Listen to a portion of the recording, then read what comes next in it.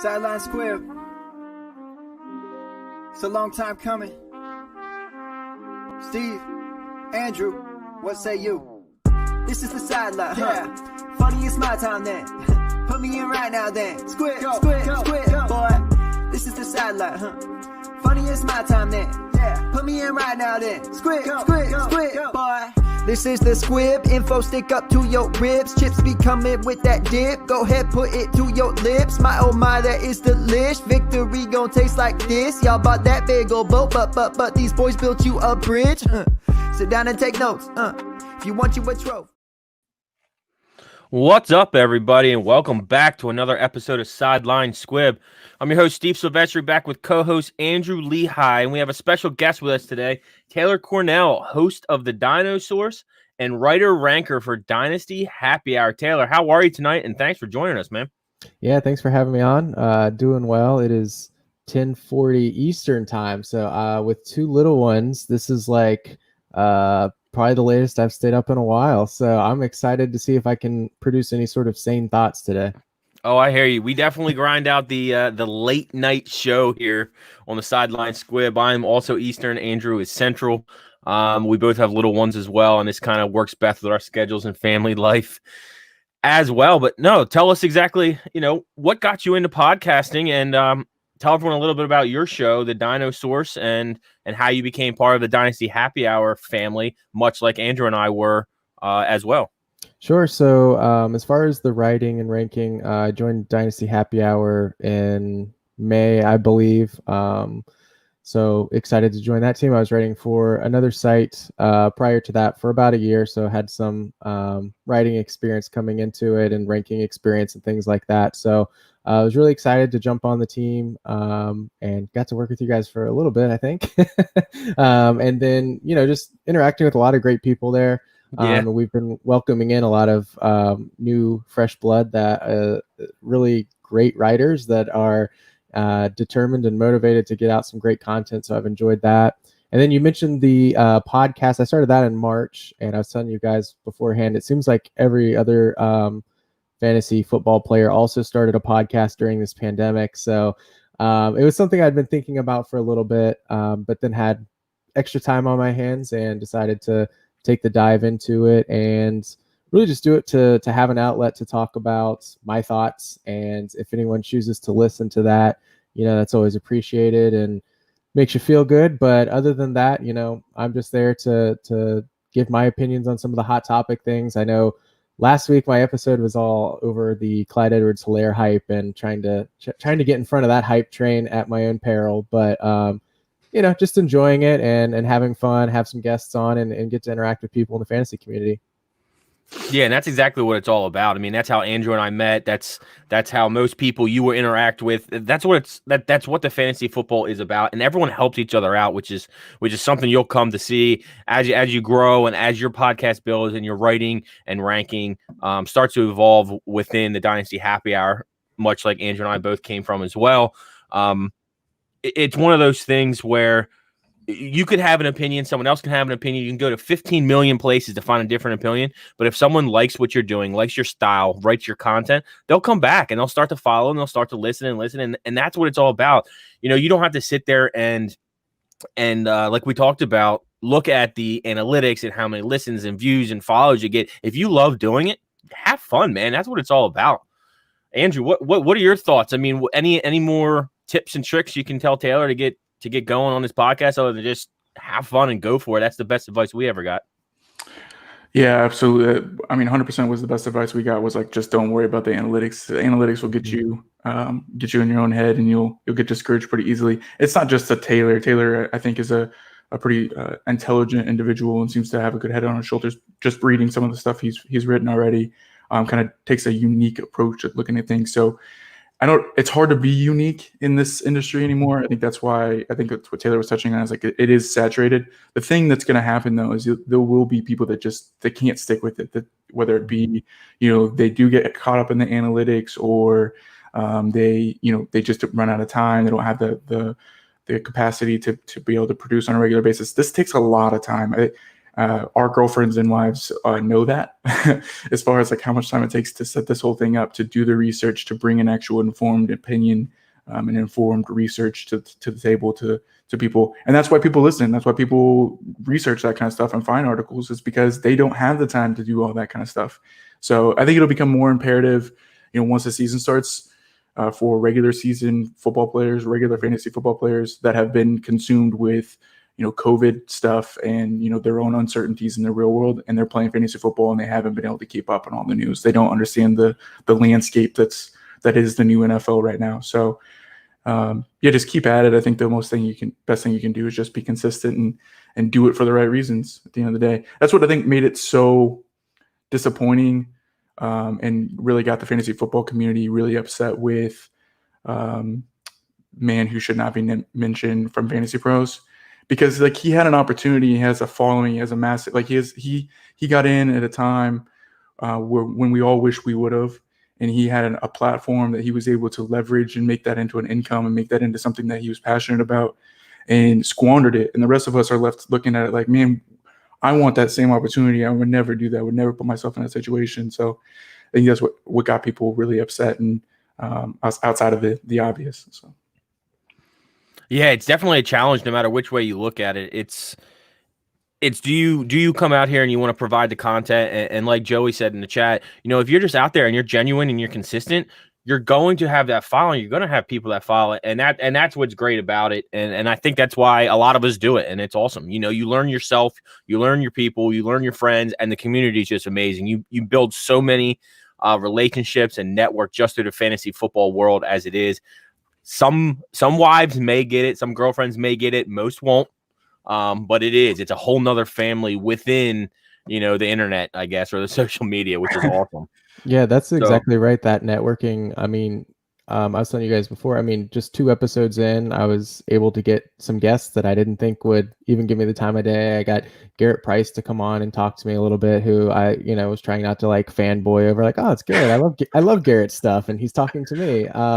But just like the support you get from the community, that, even though everybody has their own podcasts or has their own websites, like everybody is open to retweeting your stuff and promoting your stuff, and how can we help you get it out there and stuff like that. And that was something that I wasn't expecting. I was expecting it to be extremely competitive and cutthroat type of thing, and it's just like, for the most part, a very supportive community, and you're building relationships and networking that who knows how it will come into play down the road at all. So it's just been really cool.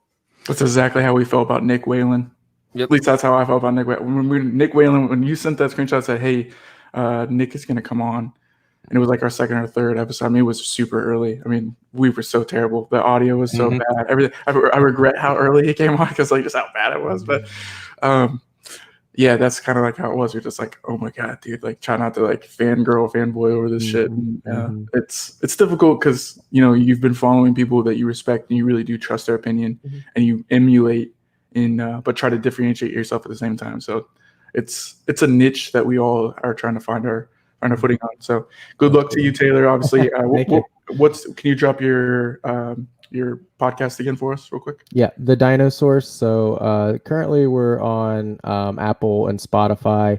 We will eventually get other places as demand increases for such. But we're always tweeting out. I say we, like I have a team. I'm tweeting out from the Dino Source Twitter account, and also then usually retweeting from my personal account to reach my followers as well, just anytime we have new episodes. And I'm always open for what the people want. So anytime somebody comes to me in random comments or conversations of like, wanting input on certain players, I'm always happy to oblige and give the people what they want. So anybody listening that wants some specific episodes, let me know. Yeah, definitely. Go check it out. Go check out the Dino Source. I know, before we jump into some player news here, if you want a guest that is going to bring the best out in you and you're going to have the most fun with, contact John Lobb from the Fantasy Football Diehards, the Football Scholar. That man is brilliant. He brings more energy than anyone I have ever met. He literally brings out the best in you just by being a guest. Yeah, 100%. I saw some of his stuff he did with Andy Singleton. I don't know if he did it this past year, but he did it at least the year before. for like rookies incoming and stuff like that and prospects. And his videos were, I mean, you could feel the energy, but like not only the energy, but the dude is just smart. Oh, and he's knows genius. his stuff. And I'm He's like a professor yeah. of multiple years tenure, and in a background in history. I mean, he brings energy, but I love it. Where can they find your podcast at? Where can they find your personal account?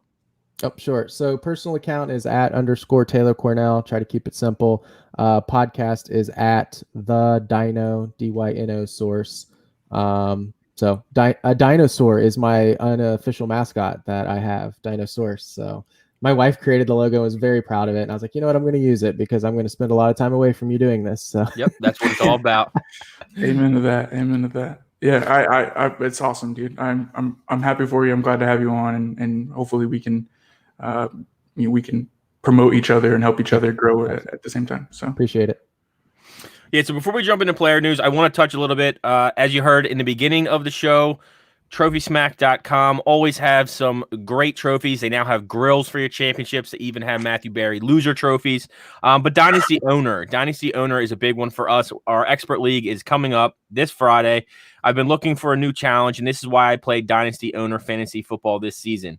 Dynasty Owner Fantasy Football unites the fun and excitement of fantasy football with the skill and strategy of the front office. Dynasty Owner is the only way to play fantasy football with real NFL salaries, and it provides a unique challenge for die-hard fantasy football fanatics. So swing over to dynastyowner.com/squib and join a league that are forming now. That's dynastyowner.com/squib and get in your dynasty today. Taylor, Dynasty Owner, I don't know if you've seen that yet. They're starting to get pretty big around the community. If you haven't, Dynasty Happy Hours with them. The nerds are with them. There's a lot of podcasts and sites out there. It's a mind blower. You know, I'll be honest. I've heard the promotions and I haven't actually gone to look at it yet, but it sounds like that's something I should be doing. It is mind blowing. Wow. The way that you have to draft differently. I mean, I'm a big rookie guy. Andrew's a big rookie guy when it comes to building a dynasty team. I was forced to take Jonathan Taylor in the second round because I was like shaking because of the contract that he had and the amount of money. Like you're literally playing with fire when you're dealing with players' salaries and still trying to draft a roster. I mean, the league I just drafted, and I drafted with the owner of Dynasty, with the creator owner. I don't know what you want to call it there, of Dynasty Owner. We teamed up, and players like Dak Prescott and Carson Wentz didn't even get drafted because of their salaries. Like it's crazy. Wow. It's crazy the strategy that goes into that. But that's awesome. Go check them out. When you think about people trying to come up with new ways to do fantasy, like Superflex was the new thing, and PPR and tight end premium. It's like this is another wrinkle to get people interested that have kind of gotten bored with the same old stuff. Oh, and the kicker is the winner actually gets a $10,000 diamond encrusted ring that is I forget the jeweler's name, but made right there from a jeweler in the same one that, what was it? Was it the Boston? No, it was the New England Patriots. So crafted after the New England Patriots Super Bowl ring, which is absolutely insane. No big deal. All right, so speaking of contracts, let's get into some NFL news. What contracts? George Kittle, 5-year, $75 million extension. What are your guys' thoughts on that? Is it worth it? Is George Kittle the guy? And what does this do for the tight ends in the future? I'll let you take the lead here, Taylor, because I want to talk on Kittle on my boy Kelsey here. Sure. Yeah. I mean, I think I wouldn't say anyone was necessarily surprised by it. I think it's one of the few players at that position we would say would be worth that type of money. I think from the fantasy and non-real world, we're used to discounting the tight end position because it was kind of a wasteland for so long, and we're starting to see whether it's the established elite play from Kelsey or like these up and comers with Kittle and Mark Andrews, and we'll see whether any of the Jonnu Smiths or Hawkinsons or Fants of the world end up hitting over the next few years. But we're starting to see this crop of young tight ends become more involved in the actual NFL passing games, and I think potentially, you see the players like Mark Andrews get used more in that passing aerial attack versus just being used strictly as a blocker. And you might see them get paid a little bit more, like, not a high end wide receiver, but more like with the wide receiver pay scale. Yeah, and I know this is the year. There's a whole bunch of tight ends that are hitting year 3. Usually that year that tight ends break out. I mean, you're talking Mike Gesicki, Ian Thomas, Chris Herndon. There's a lot of guys that are in that year, that magical year of tight ends. That if they can break out, this is the year that they can get paid, or at least get that first contract out of the way, move on to success, and could potentially find a contract like Kittle, and of course Andrew. Right on the doorstep of Kittle's deal was Travis Kelce's 4-year, $57 million extension. I mean, I think that is almost a better deal at the age that he possesses of 30, where Kittle is 26. He's 4 years older. Kittle received $15 million a year. Kelce was 14.25. I think it's very, very I think it's a very veteran move by Travis Kelce there, not trying to break the market, not saying, hey, I'm the guy right now. He's taken his age into the factor. And my favorite thing is, and you can touch on it more, what was the first thing he did when he got that paycheck? Tweeted at Patrick Mahomes. No, he built that inner city school for STEM for a little more inspiring. Yeah, for Kansas City, which is absolutely amazing. Yeah, it's really good stuff. Travis Kelce. Before we get into that, Kittle is bar none the most fun tight end under the age of 30 to root for. Like, I know that's a very specific thing because Kelce's like right there, like as far as like guy to root for, fun guy to listen to, fun guy to like just watch and enjoy. Like you can tell he loves playing football. George Kittle, man, is just the same exact way. I mean, at 26 years old, done more than most tight ends will do in their entire careers, and it just got paid. He's fun. He's fun to listen to. He's very intelligent, has a good head on his shoulders, and seems to be a very team-oriented kind of guy. I 100% believe he'll be back in the Super Bowl. So like he promises on the sideline there in last year's Super Bowl, he says, I will be back. And I believe that wholeheartedly. Whether that's with the 49ers, it sounds like that is more than likely going to be the case now that he signed with them. But I do believe in his talent. Kelce, I think, is a very unique situation in regards to him getting paid at 30 that kind of money. I know a lot of people want to talk about age cliffs and this, that, and the other, and with tight ends. I think Kelce is a different breed. I think he's kind of established that in his entire career at this point. He's one of the most athletic tight ends that's ever played the game in regards to his ability to block. I know that Kittle gets all the love for run blocking, all the love for his blocking ability, which he is a better blocker than Travis Kelce. Travis Kelce is not asked to block in the same way that George Kittle is. Travis Kelce is asked to block in space. Travis Kelce is asked to come across the line of scrimmage and chip and get out in front of players because of his speed and athleticism. He's able to literally create touchdowns because of his blocking and his angles. That's not even talking about what he can do with his receiving, his yak, and all that kind of stuff. Him and Kittle are very, very much similar in that aspect. So for both of them to get paid on the same day is very fitting, considering how close they are in production and fantasy football community. So I think it was a really savvy move by the Chiefs because they understand that they have Tyreek Hill through 2022, they have Mecole Hardman through 2022, they have Patrick Mahomes until he wants to retire, I guess. They have they've got a lot. They have Tyrann Mathieu till 2021. They know that the window, although it's large with Patrick Mahomes and can continue to expand as they add rookies and things like that. They know that in this specific situation, in the next 3 years, they could win 2 more. They could, if they keep everybody together and they run it back, they have every opportunity to do that. And I think they locked in Travis Kelce, give him the peace of mind for him and his family, and know that he's paid, he's taken care of, and they can just go back to business as usual. Yeah, and it's just on par with the other tight end, the big 3, if you want to call it that, before Mark Andrews came into the picture. Zach Ertz, what was that? Back in March, April-ish, he signed his 5-year, $43 million contract extension, and he's right around that same age of 29 as a tight end. Obviously, I think if you want to talk the 3 of them, Ertz may have the toughest competition, I guess you could say, around him, just because Dallas Goedert has proven to be an asset to that Eagles team, running a lot of 12 personnel. They're getting both tight ends on the field, and I think it's going to continue that way until some of those young receivers really develop in that Philly organization. But let's say you had to pick a tight end over the next 3 years. If you had to choose your fighter, give me a reason. Who would you pick? George Kittle, Travis Kelce, Zach Ertz, Taylor. Give me a tight end that you want to take over the next 3 seasons. Not his career, but the next 3 seasons. Who would you rather have on your team? Yeah, I mean, I kind of feel bad that how quickly I discounted Ertz from my thought process. I mean, it's not to take anything away from him because he's been extremely impressive, but you kind of mentioned one of the concerns around potentially the volume he might get in that role compared to when I think about Kelce and his volume, which is pretty safe. And then you've got Kittle, who hasn't had a ton of wide receiver competition in his career yet. So if they ever sign a big name, we'll see how he plays into there. But he's so good, and his yards after catch makes it so he doesn't need 150 targets to be productive. So I was really deciding between Kelce and Kittle, and I'll tell you, I thought Kelce, and then I was like, well, I should make sure, I actually have stats that back this up.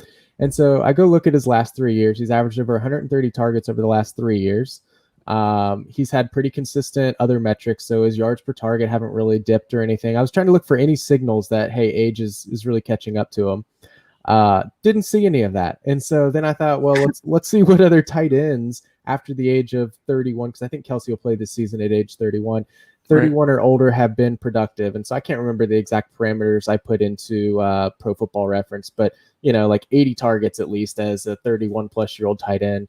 And there was a lot of familiar names on there, some more impressive than others, but Tony Gonzalez, I'm looking at his numbers, and I played fantasy football for like 15 years so far, but like I don't think I was as into it when I was in like middle school and high school as I am now. So like I knew Tony Gonzalez was good. I'm looking at this dude's numbers and I'm like, see, I think Kelce can be the Tony Gonzalez that will be productive throughout his entire career. Even in Gonzalez's final season, he wasn't unproductive. I think he had like 700 yards or 600 yards, something like that.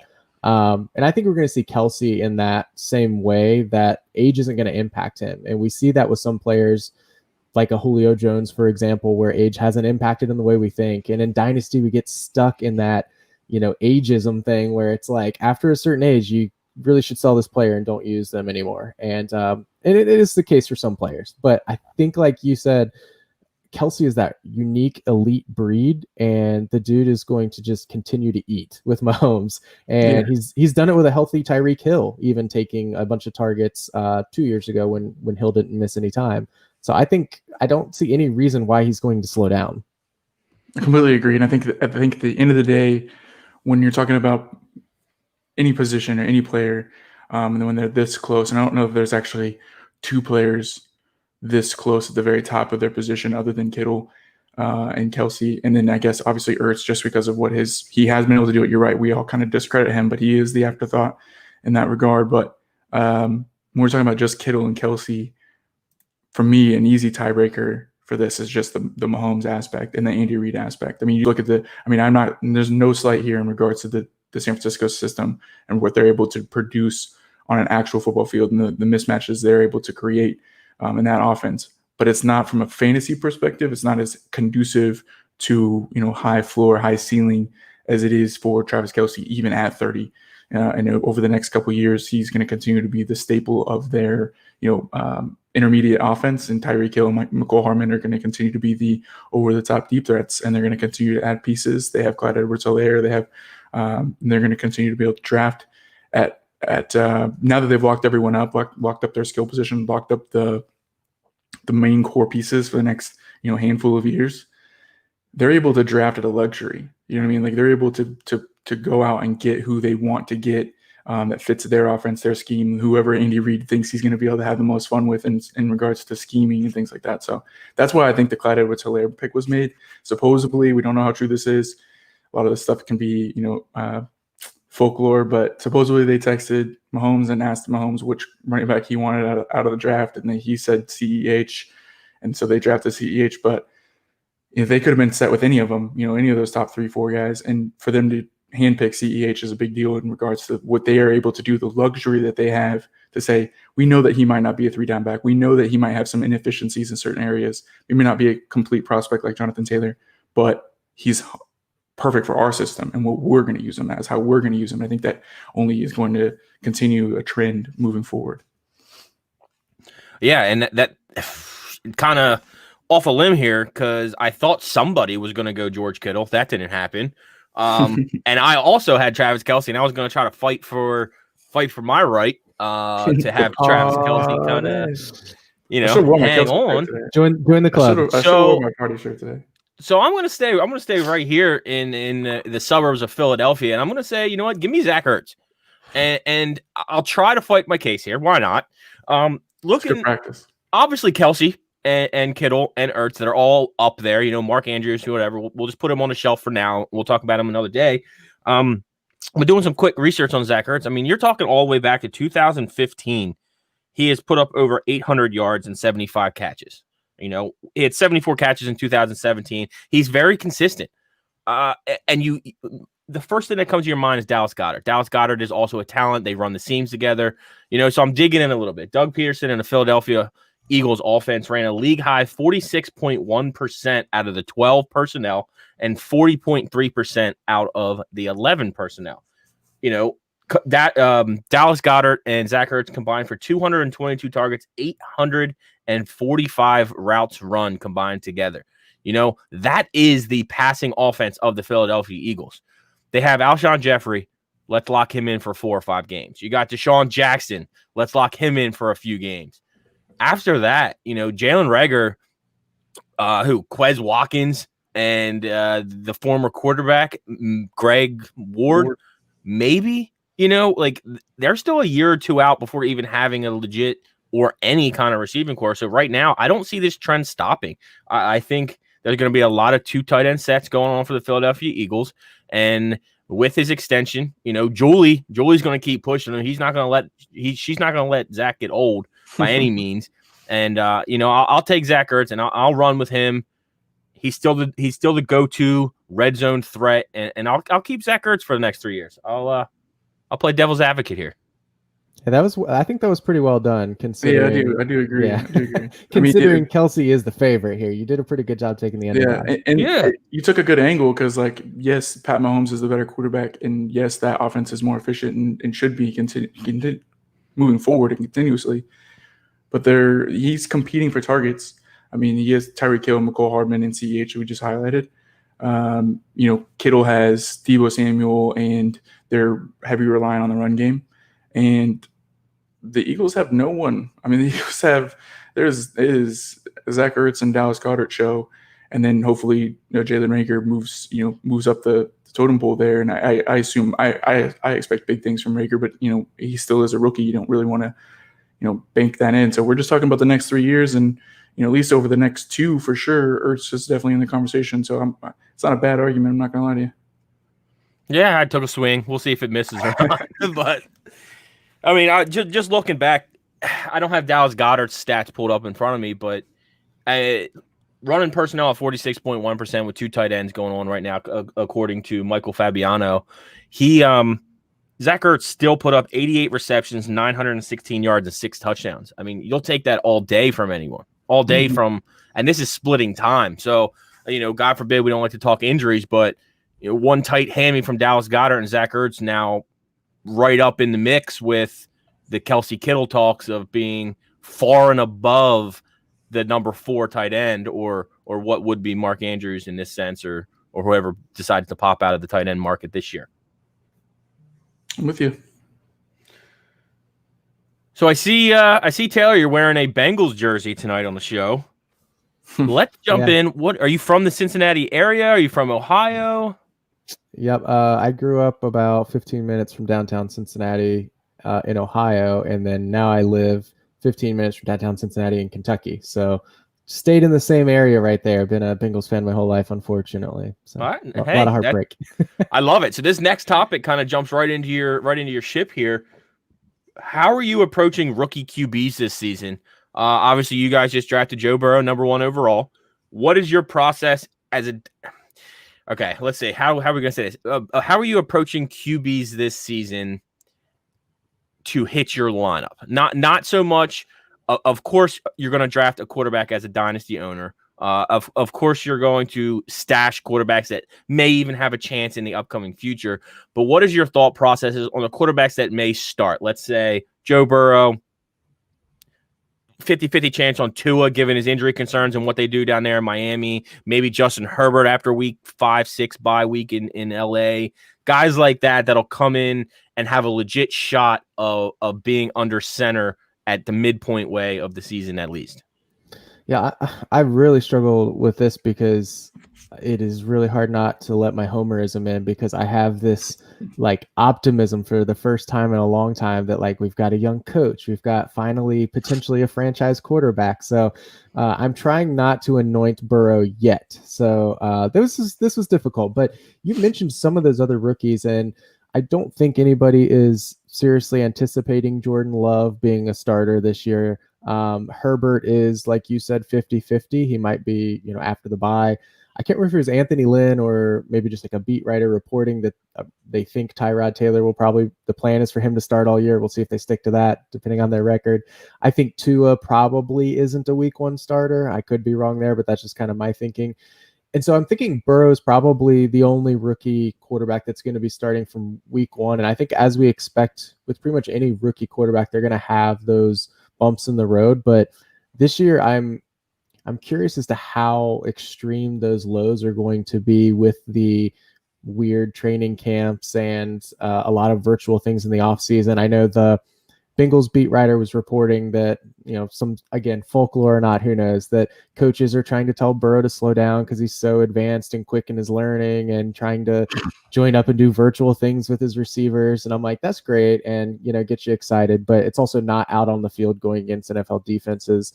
So I'm actually curious as to whether those other guys, the Tuas and Herberts of the world, are going to be better, maybe on a per game basis, because they may not play as many as Burrow, because they're going to have sort of that extended time, whether it be half a season, 4 games, 5 games, to sit, learn, get practice reps and all those types of things. Whereas Burrow's going to be thrown into it from the start.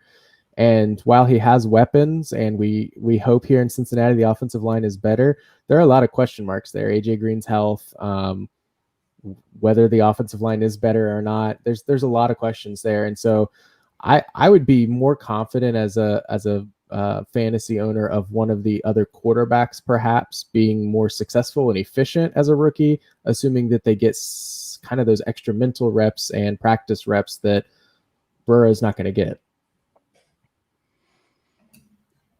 Yeah. I mean, I think you nailed it on the head there with Burrow. Probably is going to be the only rookie that's going to see an opening day start or week 1 start, I guess. I think it's smart as a owner and a coach to let Tua sit out this season. Apparently his hip is back to 100% health.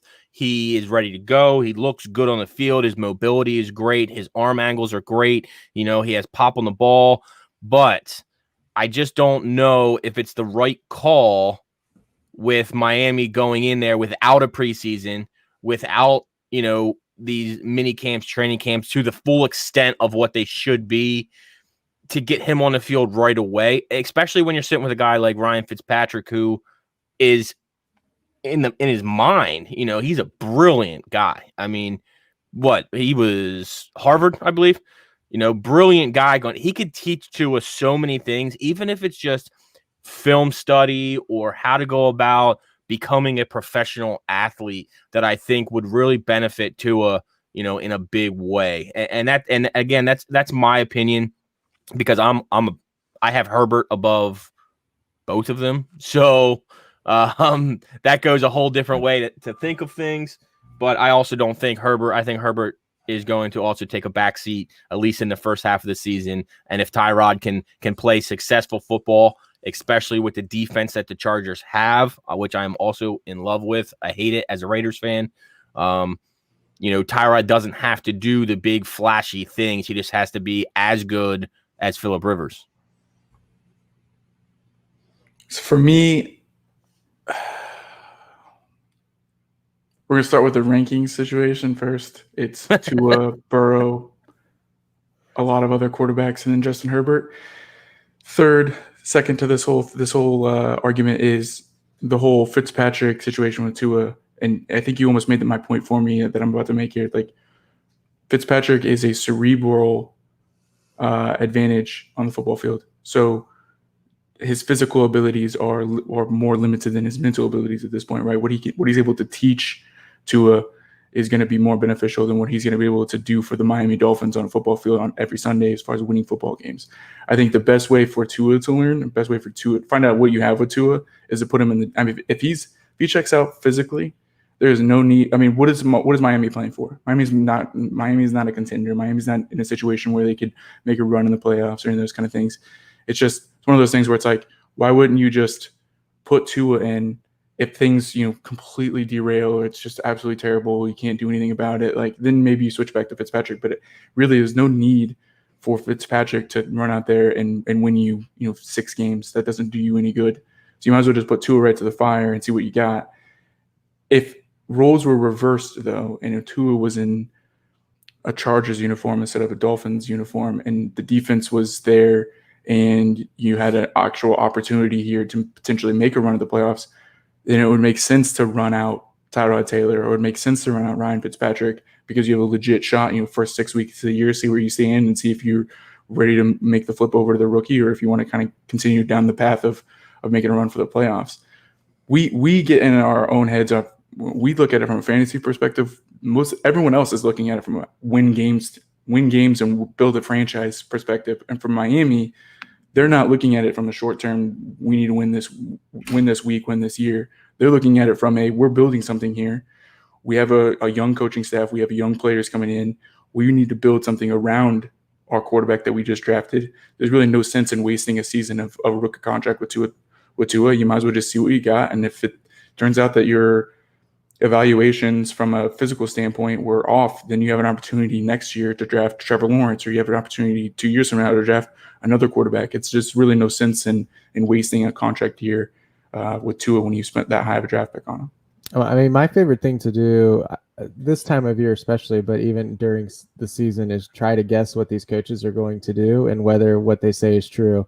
Because I think like you said, they're thinking from a football sense. So when the Chargers start out 1-3 and people are talking about Anthony Lynn's job or something like that, it's not going to matter what he said in July or August or the first week of September. Like, we're going to see Justin Herbert that next week. And same thing with like the Tua and Fitzpatrick thing. It's like, it doesn't, we have no idea, because they're probably going to be, if they start with Fitzpatrick, we don't know what they're looking for as far as like progress wise from Tua in practice before they make him a starter, or if they lose X amount of games in a row, is that their tipping point to go to Tua? So we're always just guessing and trying to predict what these coaches will do. And I think most of the time they don't do what we think they'll do. Yeah, very true. That's a really good point. And we're all speculating. There's nothing anybody can do about it but speculate what we project these guys to be, or what we project the results of the football field to be. If it was as easy as like, oh, this guy's going to be really, really good, or this team's going to win this game, then it wouldn't even be fun to even have these conversations. Hey, barring injury, Burrow's getting 16 starts this year, so 100%, yeah, 100. Well, yeah, like there's nobody there behind him. You know what I mean? Like, that's not the situation that Tua or Justin Herbert are in. And as far as starting like 1-3, 1-4, and those kind of things, I mean, they play against Cincinnati, which to open the year, the Chargers play at Cincinnati. That's a toss-up game if you're really high on Joe Burrow. But that's his first game in the NFL playing against one of the best defenses in football. With Bosa and all, I just can't imagine them coming out on top of that. So week 1, they should come out with a victory. They play against the Chiefs in week 2. They have Carolina, whose defense is absolutely horrendous. They have Tampa Bay in week 4, which we don't really know what to expect yet with them. It could be, Tampa Bay could be the greatest show on turf right now, or they could just be flat-footed and it's Tom Brady with a noodle arm. Then they have New Orleans and they have the Jets. So realistically, if they lose to Tampa Bay, they lose to New Orleans, they lose to Kansas City, they're still 1, 2, and 3. 3-3 going into Miami, Jacksonville, and the Raiders. There's just no way I can see them pulling the plug on a season like that with their 3-3 going into that part of the schedule. I just can't see it. That's why I'm so high on Tyrod Taylor. It's just because so many people assume his job is up for grabs. I just don't believe it. Not with that head coach, not with his track record with that head coach, and not with this shortened offseason. Mm-hmm. Well, you guys walked me right into a word from our sponsor, Thrive Fantasy app. Andrew, if you want to start us off here, and then we'll hit Taylor with a quick question after Thrive A word Fantasy. from our sponsor. Hey guys, I wanted to take a second and talk about our sponsor, Thrive Fantasy, the up-and-coming fantasy sports app where you can take your prop bets into the DFS style. It's a pretty sweet little thing, so make sure you guys head over to thrivefantasy.com or check out their app. Use promo code SQUIB, that's SQUIB, when you sign up today, and you'll receive an instant $20 match on your first deposit of $20 or more. You can download the Thrive Fantasy app at the App Store or on the Play Store by visiting their website at www.thrivefantasy.com. Sign up to prop up today.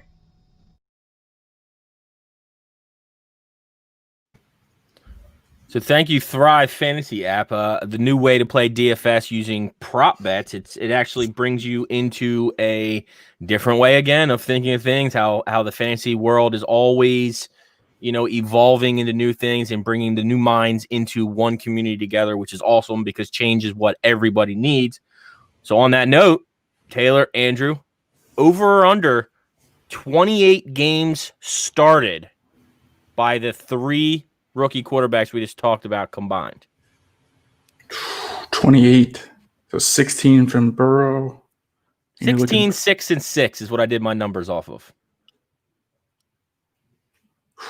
I think I'm going to take the over because I think Tua ends up getting 12 plus. I think I'm going to take the under because I think Tua actually sits longer than we think. All right. So we're pretty even, and then try to I'll make be it. honest. I know you're going to take the over, the... Steve. You have to take the over because you think Justin Herbert's going to come in and play. So you're looking at three dudes. Yeah, you're taking the over. Well, you'd have to convince me of that because Andrew just convinced me in my head that Herbert's not taking a snap this year. I was going back and forth, and I'm like, that's a really good point. It's, easy schedule. Tyrod will be in there. I'm just saying, they're talented, man. That offense is good. Austin Eckler, Keenan Allen, Mike Williams, Hunter Henry, and then that defense is just legit. It pains us. I know we say this. It pains us to say this. I mean, I have Chiefs behind me. There's a Raiders fan in this room. Like, we're not Chargers fans. I don't want them to succeed. I'm looking at it on paper, and it just I can't find a reasonable reason to throw Justin Herbert, who wasn't that perfect of a prospect to begin with, into the fire on a season where it was a shortened one, and they have the pieces there to at least make a run. So I just can't get behind it unless Tyrod Taylor just absolutely flames out. If that happens, I'm losing a lot of money in fantasy football this year. I'm telling you that much. I got a lot of rosters tied to the old Ty God, so we're letting it ride. Yeah. Well, looks like we will have to see what happens with our rookie quarterbacks. Almost like it's going to be a luck of the draw. Andrew, take us into what you have planned for us today. You're going to surprise us with a little game. We're both excited to figure out what this is. All right, so wanted to. I know Twitter is like one of those little echo chambers, and we all get on our little hot takes.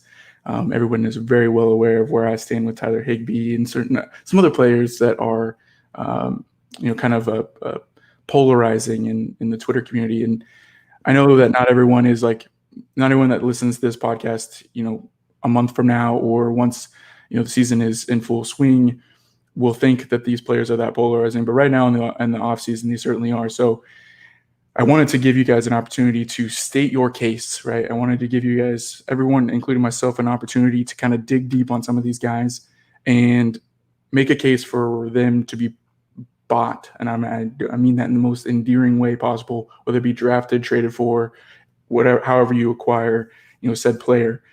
The best way and most fair way I could do this and most challenging way I could do this was basically put a pool of names together in a hat, or in this case on a wheel.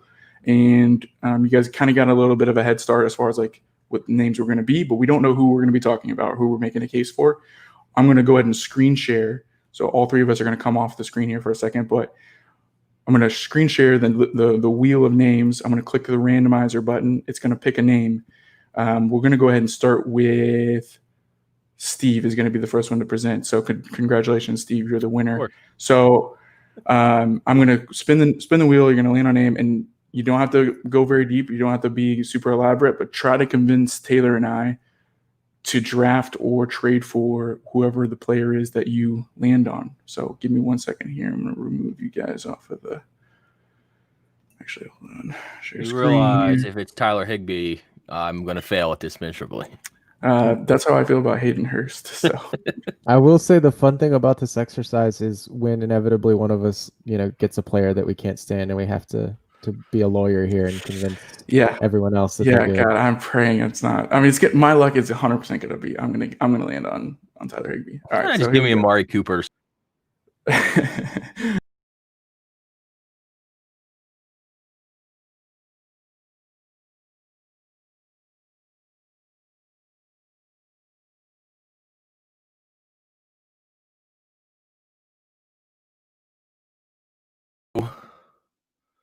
Is that for real? Hayden Hurst, Steve. It says we have a winner, but that doesn't feel like a winner. Yeah. All right. It's throwing you right to the fire, Steve. Convince me and Taylor here to please convince us to draft Hayden Hurst or trade for Hayden Hurst, the new Atlanta Falcons tight end. All right. I will. Let's see, draft or trade. I'm going to say, let's say draft for Tyler Higbee, or not even, see, that's how bad I am at this. I'm going to say draft for Hayden Hurst for the simple fact that if you're trading for Hayden Hurst, I believe he's already productive. So if you want to get the best value out of Hayden Hurst at this point, you're in this exercise, I guess, you're going to want to draft him because you're going to get him later in the draft. He's going to be, well into double-digit rounds. And he's on an offense that's going to score points. The Atlanta Falcons just added Todd Gurley. They still have Julio Jones that we talked about is kind of going up on that inevitable season of when's it going to end, or if he's just going to be that guy who just keeps going. Calvin Ridley showed promises in his first season with a little bit of a sophomore slump. I think he can come back to the median there and provide that speed option they have on the outside opposite of Julio Jones. And who else do they have? At tight end, they traded away Austin Hooper to the Cleveland Browns. So you're looking at Kyrie Lee and Jaden Graham and Luke Stocker. Jaden Graham showed a little bit of red zone presence, but nothing from 20 to 20. So if I had to fight my case for Hayden Hurst, I'm going to say go after him in the draft because you're going to get him at an ADP in the hundreds. And you may be able to snag a top 15 tight end out of him just based off of pure volume alone. Okay. All right. I'm not sold because where he's being drafted at right this moment is tight end 12, according to Fantasy Football Calculator at half point PPR. I think that's the easiest way to go about it in half point. Just kind of split the difference. Tight end 12 you deserve what you're getting with that. Ahead of Rob Gronkowski, Mike Gesicki, TJ Hawkinson, Dallas Goedert, Jonnu Smith, Jack Doyle. We know you love some Jack Doyle. Should have put him in there. That would have been an easy one. Eric Ebron, Ian Thomas, OJ Howard, and us Chris Herndog. Truthers. I mean, I just can't. I mean, of that group, I just can't get behind Hayden Hurst. I guess it would have benefited me to bring up ADP on a whim there, not knowing that I would have got him because I would have drafted 10 tight ends before him. Yes, I do. I actually think the opposite would have been more effective, and that's regards to trading. I think people try to get him in some sort of package. You don't think you're going to be able to do a 1-for-1. I'm certainly not willing to give up a first or a second round pick for Hayden Hurst. There's just too much risk involved with that. But I do think if you're going to make a case for him, it's got to be the fact of the offense. I mean, the Matt Ryan target situation, if you can believe that he takes over the Austin Hooper role, that's the only way I can see Hayden Hurst producing a tight end being drafted at tight end 12. That's a tough one for me. Yeah, I'm with you on that because if you look at Hooper's numbers, you would first have to convince somebody that Hooper and Hurst are equal talents, but Hooper did improve all 3 years, and it looked like the offense was beginning to implement the tight end a little bit more into their scheme as far as attacking. So yeah, you've got to convince somebody that Hurst is going to slot right into there to get 80 to 100 targets from a guy that I don't think he's had more than like 40 receptions in a season or something around there. So it would be a big step up for Hurst, but it's like you said, it's the opportunity and the volume that hopefully you're buying into there. Yeah, Joey in the comment section makes at least an interesting enough point. He did say first round draft capital, which I love that. That's like always the argument with running backs or tight ends or anyone is like, well, that's where they were drafted at. Which I understand. There's data, I guess, on a grand scale to back up. When you're deciding between running backs or deciding between wide receivers, certain tiers of where they were drafted at by the actual NFL football team. But let's not pretend that teams don't miss. Like, it's okay that they missed on Hayden Hurst or that he's not as fantasy productive as we want him to be just because he was drafted in the first round. But if that's your angle, he's definitely a better athlete than Hooper. I would give you that. And then he did mention... Didn't Atlanta trade a second for him, though? So you could make the argument that Atlanta believes in him enough that they're going to, they wouldn't trade a second-round pick for a player they won't use. I mean, that would be another angle you could take if you're into that. 100% agree. 100% agree. So he's got first and second round draft capital. Yeah, he's got it all baked in. Whatever angle you need it to be, that's what it is. And that's a lot for a tight end who in the pros maxed out at 30 receptions and in college only maxed out at 48 receptions was his best season. So I just think you're buying at such an upside. Like you need the upside to pan out so much that like the floor though is just so immensely low. Like if he ends up being a bust or ends up not getting as many targets as we all think he's going to get, then man, I don't know. His ADP is actually in the hundreds, Joey, according to Fantasy Football, at least over the last month. So 76 is, early April was 150. It's in 76. Yeah, it's definitely climbing. But anyways, I think that was the toughest one, I think, out of this list of names I gave you guys. So you're welcome. Welcome to the fire there, Steve. Taylor, we're going to go ahead and just put you into it. So give me a second. I'm not going to take you off screen. We'll see if I can just make this one the full one so you guys can live action it. All right. So you're saying whenever I click this wheel again, Hayden Hurst is not going to be an option. Even if he is, we'll just skip over it. We'll spin it again. It is still an option. Mm-hmm. That's okay. But CEH for you there, Taylor. Yeah. Thankfully, I don't have to do much selling because Fantasy Football Twitter's been doing it for me. But I mean, the easiest argument for him without getting too deep into the weeds is, I mean, dare I say draft capital. You mentioned the folklore of Mahomes wanting him. And I think there is probably something to the offensive mind of Andy Reid. Like, that old guy just gets all sorts of giggles from having new offensive weapons that he can like implement in different ways. And whatever you think about Clyde Edwards-Helaire as far as, a lot of talk around not last year, but the year before, he wasn't even a starter for LSU. And, he had one good year on a historically good college offense. He's a dynamic player and he's versatile. Like, you can't really argue that because that's not even really related to his talent. It's just his kind of player profile is that he's versatile. He can catch the ball out of the backfield, and he demonstrated that at a great clip last year for LSU. And so I think the easiest argument is you've got the draft capital. Don't miss. Yeah. Well, I don't believe what I'm saying. So draft capital, he's got the best offense, the best quarterback, and the Damian Williams thing was really icing on the cake for all of the Edwards-Helaire truthers. Somehow bumped him up even more post NFL draft for that. So, I mean, we don't know how Kansas City will divvy up touches between the Darwin Thompsons and whoever else. DeAndre Washington. Yeah, DeAndre Washingtons of the world, but we can probably assume that it's not going to be I can't imagine that those two guys, Washington and Thompson, are taking more than 50% combined. So you're looking at Edwards-Helaire is probably guaranteed 60 to 70% as his floor in a high octane offense. So, I mean, I think if you're trying to sell someone on what his ADP is right now, you're hoping that those Brian Westbrook comps and best case scenario type things come into play. And if they do, like, you're gravy because you've got a rookie running back in an offense that's going to be fireworks for years. So yeah. And you're right. I mean, I think it's the ADP is obviously the toughest part. The hardest part now is like the results are now being considered. The results are now being weighed more than the process and that whole thing. There was no reason to be drafting Clyde Edwards-Helaire ahead of Jonathan Taylor when Damian Williams was playing.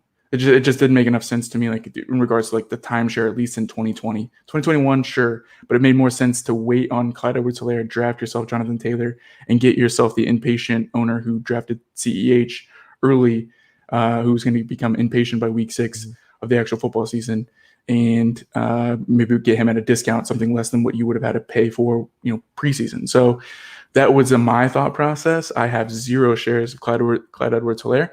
Not really by design, more or less along the lines of like, I never was even faced with that opportunity. I don't have a 101 of anything other than a super flex. And in that super flex league, I needed quarterbacks. So there was no chance for me taking CEH there. So I think you're right, man. I think he's definitely in the best situation from a creative mind standpoint. So he's definitely going to have the opportunity to produce, and there's not much of a depth chart behind him. It's pretty easy beach ball situation for you.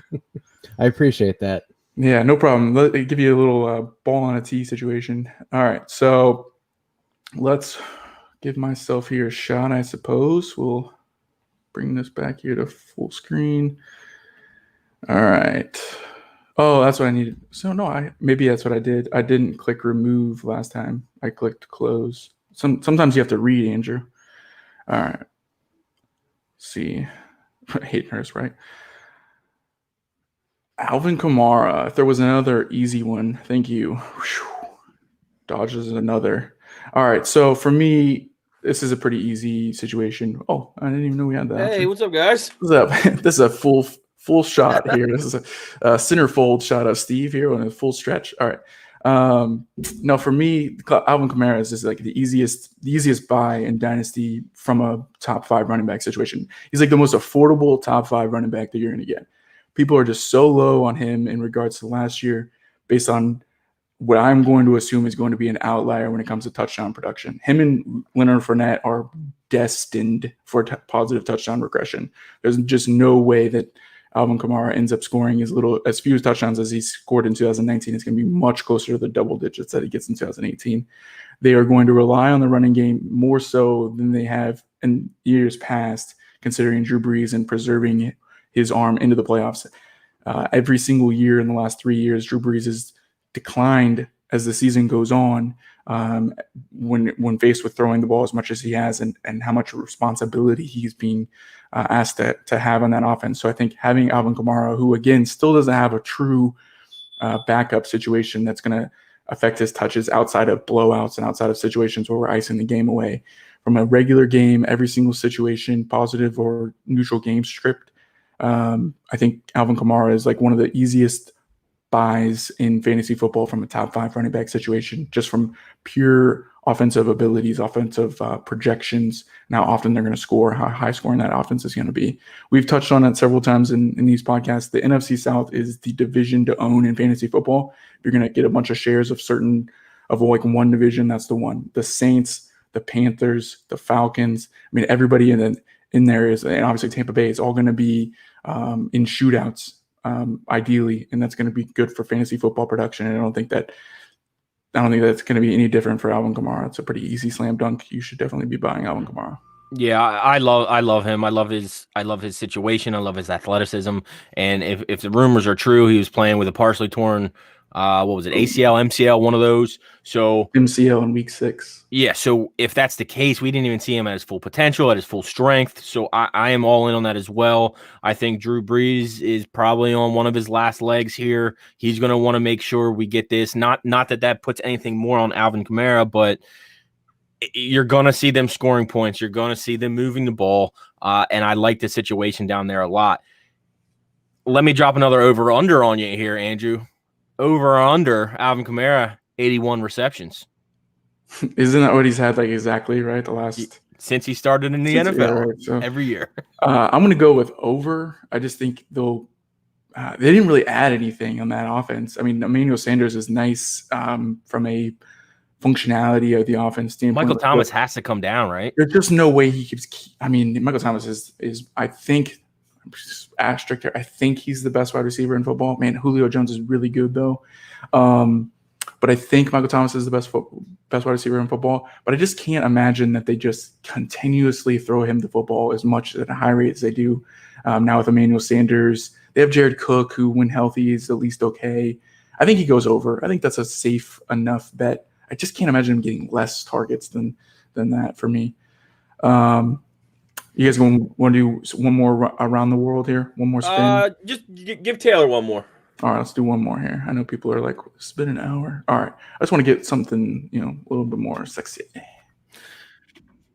Well, while you're spinning, I was looking at Kamara's numbers from last year because I know everyone talks about the disappointment. He averaged 4 less total yards per game. 4. So from the year prior. Right. Just so put the touchdown in there. He played 1-2 less games, something like that, and then the touchdowns went down from 18 to 6. So it's like if you think he's going to probably even out closer to the double-digit touchdowns, you're looking at the same player we've seen the first couple of years. The fact that he's even available at a potential slight discount is unreal. Exactly. I mean, he's going at like 6 or 7, I think, in most drafts at half point. In PPR, I think he goes a little earlier. I want to pull that up actually.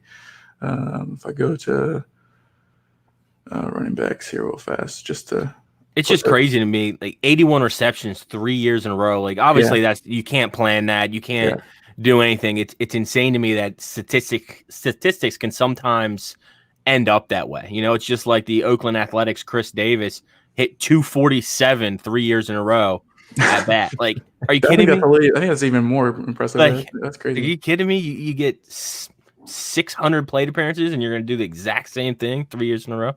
Consistency, baby. There was another, speaking of baseball facts, while I let this thing spin, there was another one that I just saw. My buddy just sent me. That was a crazy stat. Clayton Kershaw has never allowed a home run to Mike Trout or Albert Pujols. Yeah, he's allowed 2 to Madison Bumgarner. That's pretty good. All right. I knew the Mike Trout thing. Back to the issue at hand here. We're gonna give you one more spin here, Taylor. Take us home. Convince me to buy. No whammies. No whammies. No whammies. And stop. Oh, come on. Yes, please convince me to buy DK Metcalf. Yes. Here we go. Yeah. So I'm a huge DK Metcalf fan. Anyways, I recently put out the unintentionally hot take, but I knew it'd be considered such that he's going to be ranked higher in dynasty rankings over AJ Brown this time next year. That's more so. I think AJ Brown is going to see a bit of a dip, and I think DK is going to ascend this year. But long story short, I love DK Metcalf. I loved him coming out as a prospect, and then I think what we saw as a rookie is just about it's the best possible situation, I think, for him, and the usage we saw out of him. I think Matt Harmon was tweeting a little bit about his actual route tree. That it might not have been Matt Harmon, but when I think of receptions and routes, I think of Matt Harmon. Was tweeting about how his route tree developed as the season went along. He wasn't only running go routes or hitches or outs or whatever. I mean, he was really expanding his route tree, which was impressive for someone who came in pretty limited as a rookie. I'm not too concerned with Lockett as much as other people are. I think they both can coexist just fine, especially as it currently stands. There's not a whole lot of target competition outside of those two. So yes, it's a lower passing volume offense in general, but they don't have a tight end that we think is going to generate or attract a ton of targets. They don't have a pass catcher like a Kamara in the backfield that's going to get 100 targets and 80 catches or something like that. They don't really have a third wide receiver that's pressing them. So I think it's completely fine that they can both coexist together, Lockett and Metcalf. And I think Metcalf has Russell Wilson has the skill set that perfectly plays into DK Metcalf's strengths, which was the go route. And then you've got somebody that improvises really well in Russell Wilson, that throws a beautiful deep ball, that is very efficient in his play. He doesn't need to throw the ball 50 times a game. When you say Russell Wilson, are you talking about Mr. Ultimate? Unlimited. That's who it was. Unlimited. Gosh. Mr. Unlimited. That was cringy. Was cringy. That's good stuff right there. I almost dropped him in my rankings after I saw he should be dropped in your rankings because Russell Wilson's the easiest one to clown, man. Go Hawks every single time. It's super annoying. He's like the hardest person to hate because he doesn't there's no reason to not like him. Exactly. I don't like him because He's too nice. I don't like that. Yes, I don't. Give me Exactly. somebody with some edge to him. Russell Wilson is so generic and boring. Exactly. He definitely plays with kickers in his fantasy football league. There's no chance. The team defense, standard scoring. Yeah, he's like, guys, we 100%. got to keep the team defense. It's tradition. Legion of Boom, baby. Legion of Boom. All right. Yeah, all right, no, you're Taylor. good. Russell Wilson, I think, plays really well into DK Metcalf's strengths. And I mean, when you look at Lockett I think everybody agrees that he's somewhat underrated as a fantasy asset, but he's a good NFL wide receiver. He had 82 catches last year, and that was a career high. So before last year, even Lockett was extremely productive on 60, 70 catches a year. So I see DK Metcalf really taking the 1A in that offense sooner rather than later and building upon the 100 target rookie season that we saw in 2019. Over or under 65 receptions for DK? What was he at last year? 51? 58. 58. What was your number? 65. Oh, over. I'll go over. Over? You think they're going to pass that much? I just think that Tyler Lockett still eats up 75. I mean, if that's the case, 65 is probably too low of a number. You're probably right. I think I'd be a little uncomfortable above, like, let's see, I had Lockett had 82. I'd be uncomfortable if it got over 75 to 80 range for DKs, where I'd be like, a little less confident in that maybe. It's interesting that in half point right now, DK is going at number 20 for wide receiver number 20, and Tyler Lockett is going wide receiver 21. But they're going at, both of them are going ahead of, Debo, DJ Chark, Odell Beckham, Robert Woods, Terry McLaurin and Juju Smith-Schuster, and Michael Gallup. Look at this little group here. 27, 28, 29. Those are massive buys. I know we're not talking about those three names right now, but those three, that's the upside of those three. Just get all three of them, scout them around on your dynasty rosters and profit, because one of those three, if not two of those three, are going to be their stocks are going to be way higher this time next year. No question about it. All right, Taylor, we'll give you a shot here. Here's your moment of fame, your 5 minutes of. Don't take 5 minutes. Oh gosh, I was gonna say I wasn't prepping 5 minutes of anything. Dude, give us your little outro. What do you got? What's coming cooking in your neck of the woods as far as your podcast, and what can we expect from a writing standpoint from you here in the next couple of weeks too?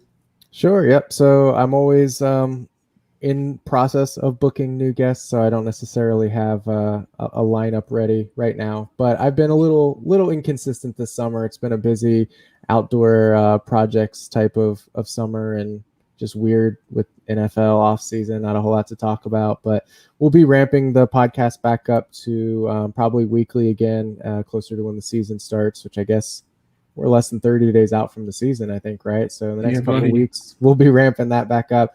I'm putting out about an article every week and a half or so, having a lot of fun.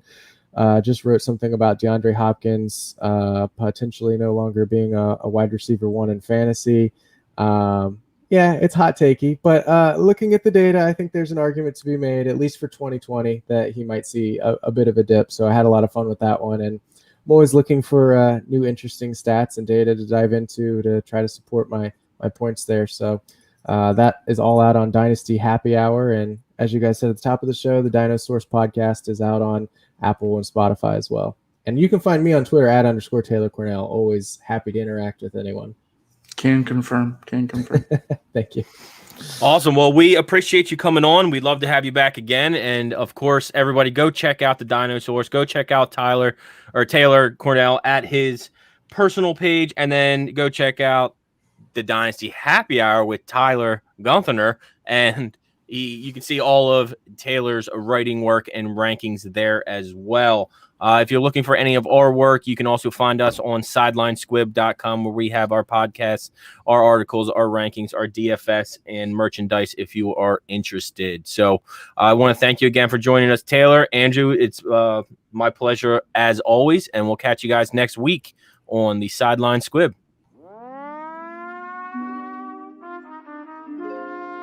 Sideline Squib. It's a long time coming. Steve, Andrew, what say you? This is the sideline, yeah. Funny, it's my time then. Put me in right now then. Squib, boy. This is the sideline, Funny, it's my time then. Yeah, put me in right now then. Squid, boy. This is the squib, info stick up to your ribs. Chips be coming with that dip. Go ahead, put it to your lips. My oh my, that is delish. Victory gon' taste like this. Y'all bought that big ol' boat, but these boys built you a bridge.